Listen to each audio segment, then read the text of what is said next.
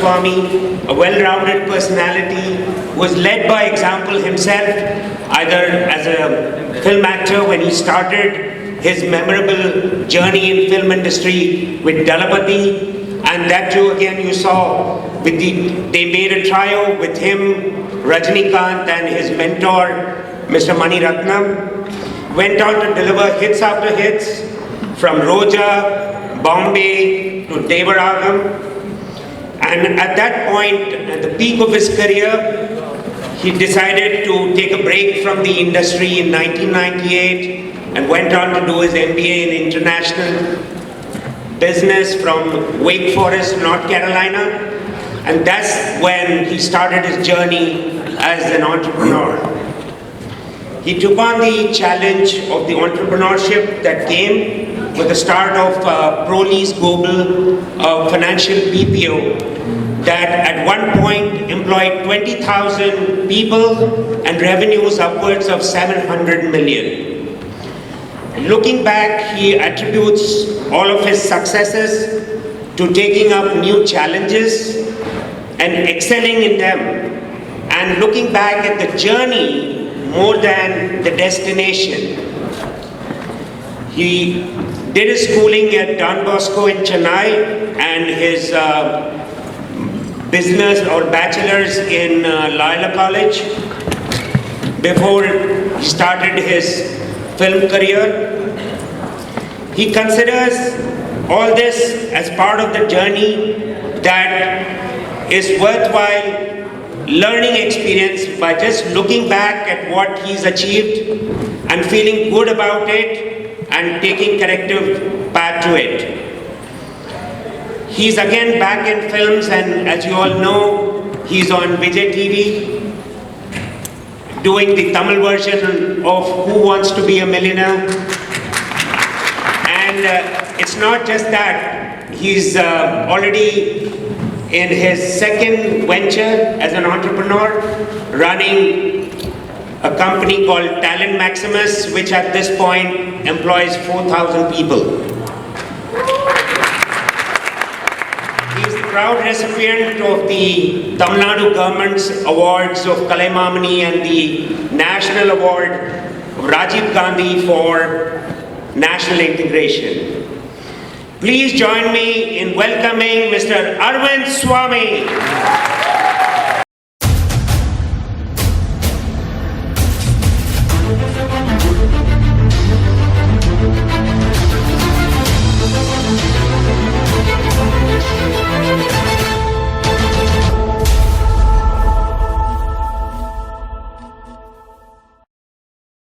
Vanakkam, New Jersey, and people from different parts of the country. It's a real honor to be here talking to you all. I've had the pleasure of interacting with a lot of you over the past few days, and it's almost like a festive occasion. Vitla Kalyanam Pandra mari, somebody was saying, right? So everybody's come together, and I'm sure you'll all get back to your lives once the convention is over, but this is a great thing that you're doing to promote Tamil, to keep in touch with one another, and I congratulate you all for organizing such an event. To be honest, I'm a little jet lagged, kind of sleepy, but my wife says that I only talk when I'm sleepy, so that's going to be a good thing. It's another story that she doesn't let me talk the rest of the time, but what do I speak to a room full of achievers, to people who are great entrepreneurs, who are successful professionals, inspiring people? What can I tell them? I don't personally, I don't believe that I've achieved anything in life. But when I had this question, I just thought the only thing that I can do, which is unique, which maybe you won't know, is my life experience, right? Which only I know. What you need to know to run your business or to do a startup or to do something successful, you already know. You have access to a lot of resources. The only thing that I can share with you is my thought process on how I approach my life, how I approach my business, which is pretty much the same way So it's not, when you talk about entrepreneurship, people talk about risk taking and avoiding the fear of failure, etc. But for me, it's always been, it's not about the fear of failure. When we try something new, when we start something, you're bound to have failures, you're bound to have hurdles, you're bound to have setbacks. But the quality of perseverance, that you can stand up and try it again, learn from mistakes that you've made, and start again, is in a way, mitigates the fear of failure. Because you'll keep trying till you succeed. This is one of the things that I have imbibed in my life and in my business, and I'll talk more about it in terms of how it translates into my real life experiences. For example, till about a year ago, I was petrified on being on stage. I would have severe stage fright. I would really not like to be, present in front of a mic, in a room full of people. And in my life, it was a little unavoidable, and I had to accept certain situations, certain obligations, and I had to be put in those situations.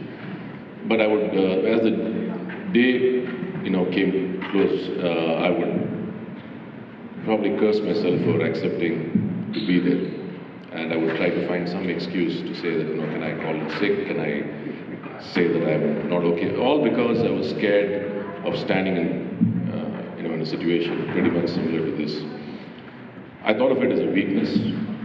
The only way that I could overcome, I thought, was to put myself in more and more situations, which is pretty much when Usha came and asked me, and I said yes.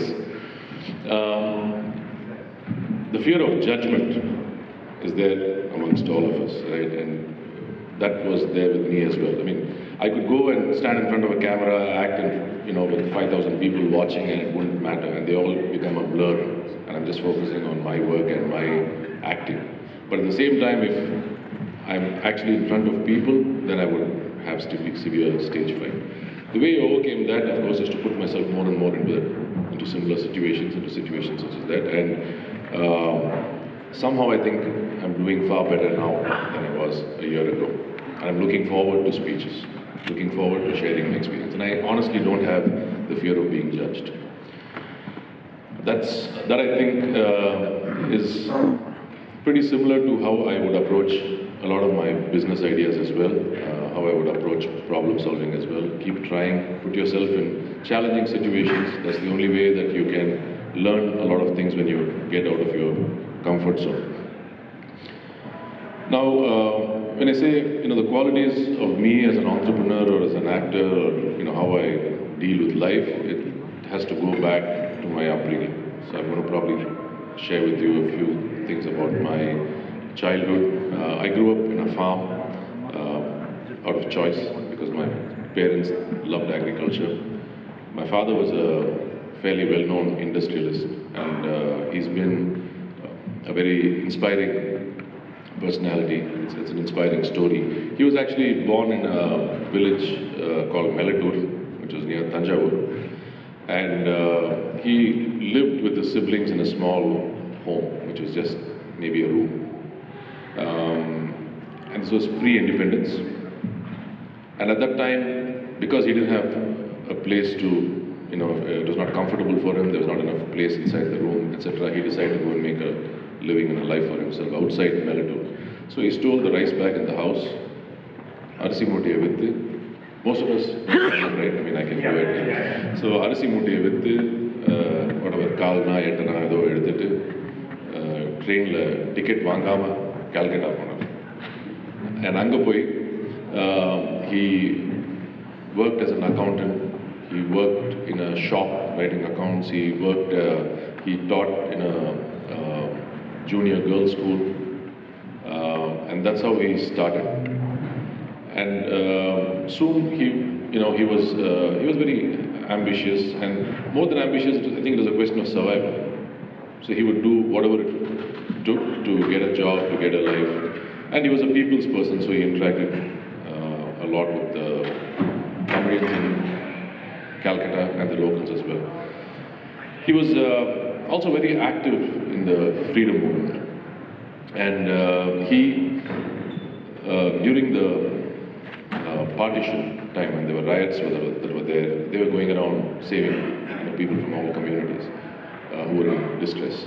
And if you've heard of a gentleman, a newsreader called P.C. Ramakrishna, who used to be there, he came up to me, I think a couple of weeks after my father passed away, and told me, he said, Arvind, you know that I'm alive today because of your father. And I said, how's that? Can you share the story? And he says that, they were actually in their home, in their residence, and they were all locked up and waiting for someone to actually come and pull them out and harm them. When they heard a loud noise, someone banging on the door, and they could hear my father's voice open up, and when they opened the door, they saw him in a police uniform. And he was actually in a jeep that was, painted like a police jeep, going around saving people. So I grew up with stories like this, and I grew up with people coming up and telling me stories about the various things that he had done. That's on the personal side.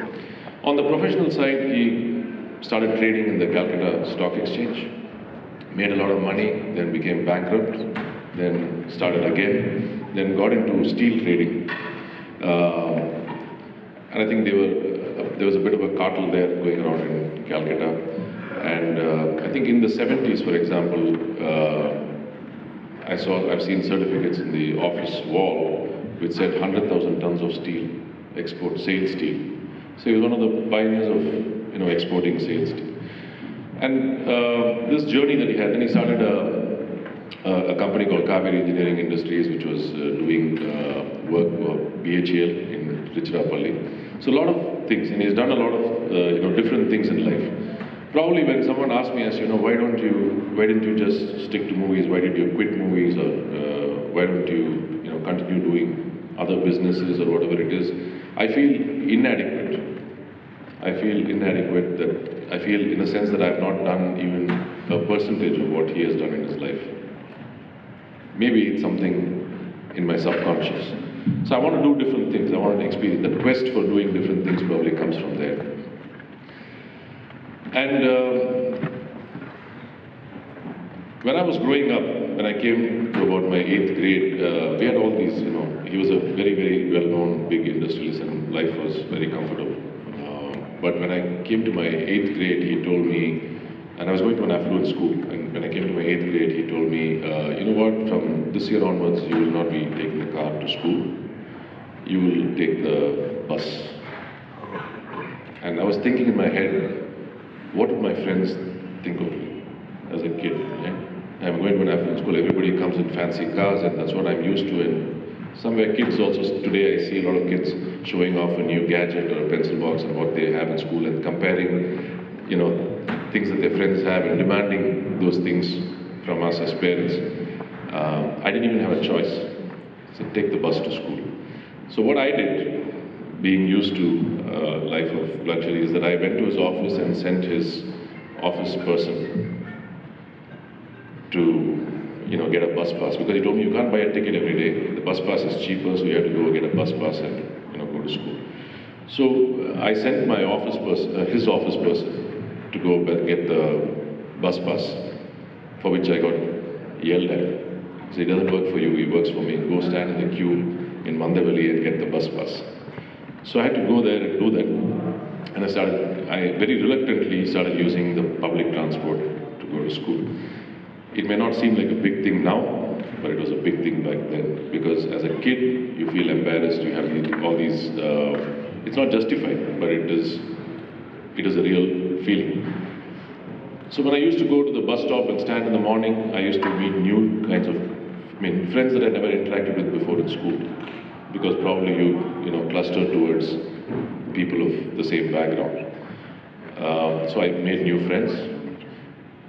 I saw firsthand, how people travel in a bus, and I did this for a few years, right? The fact that in Tamil Nadu, when somebody elderly comes up, you stand up and give them a seat in the bus.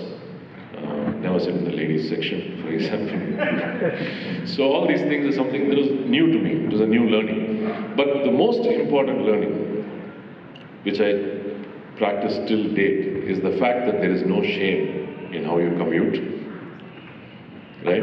There is no shame if you have something or if you don't have something, it doesn't matter. If you have it, enjoy it. If you don't have it, it shouldn't cause you any, trauma, in a sense. It shouldn't cause you any worries. I am still tempted. In my younger days, I actually started, for example, buying fancy cars. Not that it's a bad thing. You enjoy it, you do it. But for the past few years, I've been thinking, I should go back.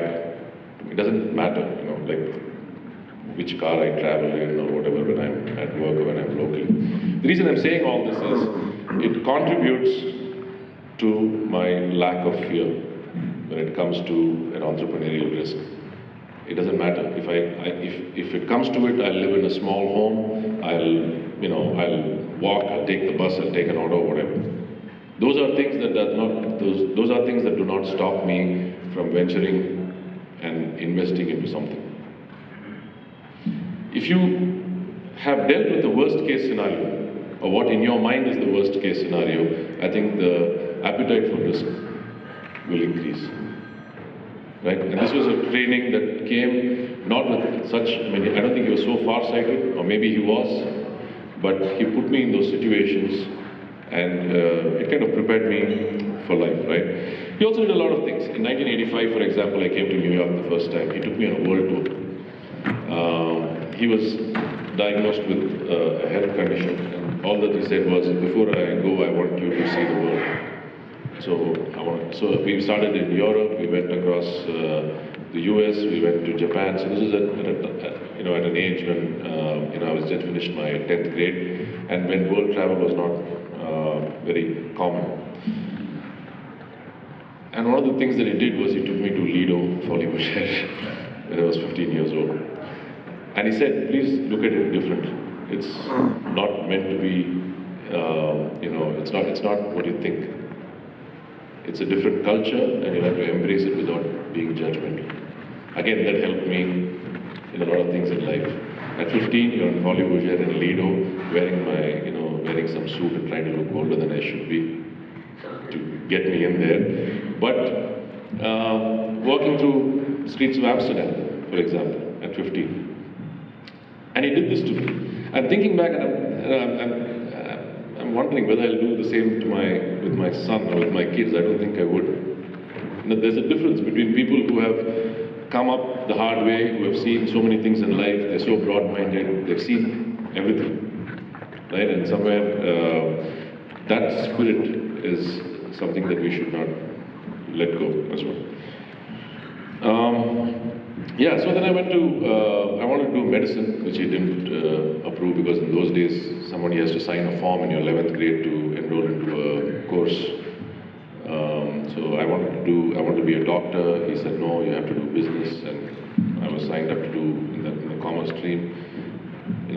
Maybe he taught me that things don't go as planned always, and you got to make the most of what we have rather than complain about what didn't happen. I went to Loyola. He would never give me more than 10 rupees a day. Though he was a multi-millionaire, he would never give me more than 10 rupees a day. He got me a bike in school. The reason I'm telling you this is because I had to, petrol was 8 rupees 75 paisa or something in those days, and I had to live with 1 rupee 25 paisa. Right? I had a few bad habits which would eat into that 1 rupee 25 paisa. Right?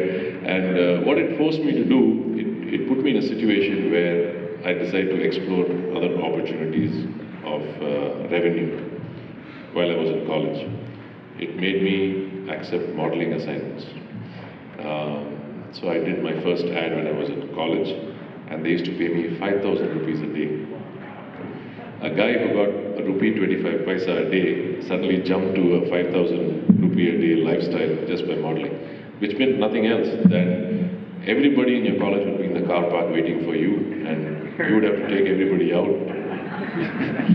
and sponsor their bad habits.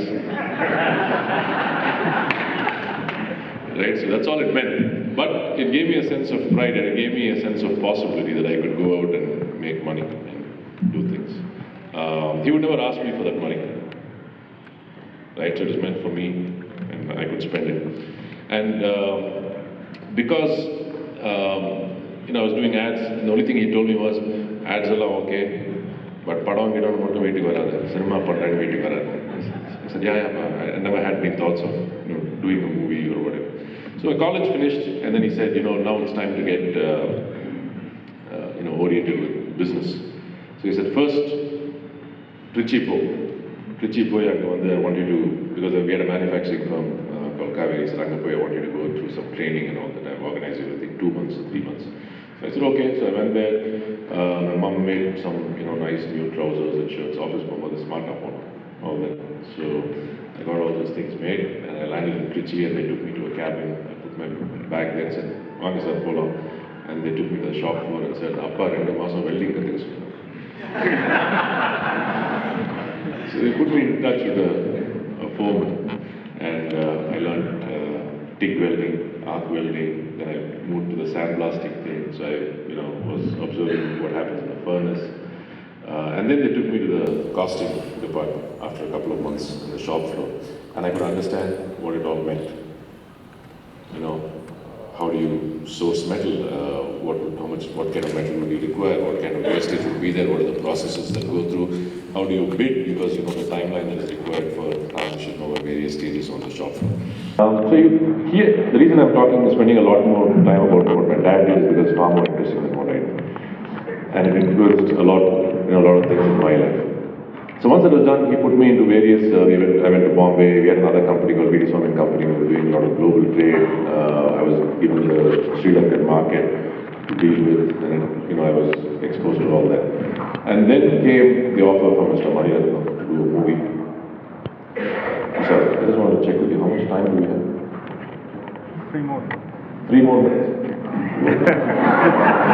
I'm just getting started. Can I borrow 5 minutes from you? Okay, thank you. So that happened, right? And then I went and did, very reluctantly he agreed. I went and did a film called Talapati. I went and did another film called Roja. Meanwhile, I got my admission to the US, to North Carolina, Wake Forest. And I was on a part scholarship for my master's program there. And my dad said, whatever you do, you're taking the flight. I said, okay. So actually I finished Roja, small correction from what you said. I finished Roja, and I went to do my master's in Wake Forest. I was not there when the film released. I didn't finish my course there because my parents were sick. I lost both of them in the next year. I'm running fast. And I came back, right? And then I went back to the office. I couldn't sit in the office. I thought, sitting in a desk job, too much trauma, too much memories. So I said, let me go and put myself in the hands of Mr. Maniratnam and Bill Bombay, just so that I didn't have to think about anything else. Because it would be from 6 o'clock in the morning with all the grime, burning stuff for all the smoke and the riots and whatever else that we tried to recreate for Bombay. And he would make sure that I was an assistant director somewhere doing, if I'm not in the shot, I had to manage the crowd. It was like non-stop work, which helped me get through that one year. So I'm going to fast forward now. I was too young. When I started out in the movies, I was about 20 years old. Didn't have any concept of wanting to be an actor. But, and therefore could not deal with all the attention that came my way. I was not prepared for it. I just would like to, those days I'm still a loner, but in those days I would like to hide inside my room, not face the outside world, not want the attention. So I decided to do something else. So in '96 I started equity trading. Inspired from my father's Calcutta days, I decided to get into equity trading. Didn't know anything about equity trading, just decided that I'm going to get a terminal. I'm going to buy some books from Landmark. I bought books like Pitbull, Intelligent Invest, whatever it is, and I read and I started trading, made mistakes, made money. And that business continued for 20 years. In '99 or so, I decided that I must get into something else. I want to leave movies and I want to do something else because it was very stifling for me. So I got into a partnership with people here, and I started a company called Interpro Global. We were doing a fair amount of payroll processing. So I decided to focus on quality and technology, and I started the outsourcing business in '99, which was not in fashion at that point in time. It was still the dot-com boom in a sense. We couldn't get funded because we actually made money. In those days they would just fund 20-year business plan, but not, when you have a positive run rate. The guys came back though and wanted to fund us later, but we were good. We were going good at that point in time. We had some private investors and we had taken. So we covered all 50 states actually in the US. We were headquartered in Rockville, Maryland. We did a joint venture with Rabobank in Europe. We did some serial consolidation in Australia. We did multiple things. The only thing that I wanted to say here, since he's not giving me time, is that I'm not scared of failure. I wanted to go and try everything else. The only thing that I knew that would come in to help me was, let's say, consistent application of logic and common sense to any given situation, and information, which meant that you need to work hard to learn, ask questions. Again, I have no fear of judgment and other things except the speeches. So I would ask the most basic question and learn. I have no shame. If I don't know, I don't know, and I want to ask. And most of the information that I got when I started a technology business, believe it or not, didn't come from books, came from vendors. Because I knew that I was going to give them an offer, the guy would spend 6 hours with me. So I could ask him any kind of question that I wanted. Right? And he would sit there and he would explain. And I would get another vendor and then I would use this information and say, but isn't it like this and isn't it like that? And he would contradict it, and then whatever made sense to me at the end of the day, I would make a decision. So that's how I would learn. So I just found smart ways to learn. In 2006, like you said, we were over $700 million in revenue. I decided to exit. A lot of things happened, which I know has to be summarized in 2 minutes. So I had a personal situation, but I decided to make a choice of exiting my business and taking care of my kids, which I thought was most important. So I was single parenting. So for 10 years, I single parented my kids. That's all I did. I did some equity trading, etc. In the meantime, I also broke my back. And I was paralyzed. I was in bed for a year, single parenting. And all that I did at that point in time, again, was to logically think, the only thing that's active now is my mind. It's not my body. So let me keep it active. And so I signed up for online chess courses so that my mind would still be active. So my office guy set up a flexible, terminals, whatever it is, and I could trade and I could play chess. And that's what I did for a few years. Till the Ayurvedic guys came and cured me. Allopathy couldn't find a cure. And since then, I've started training. Last year I ran a half marathon. I haven't done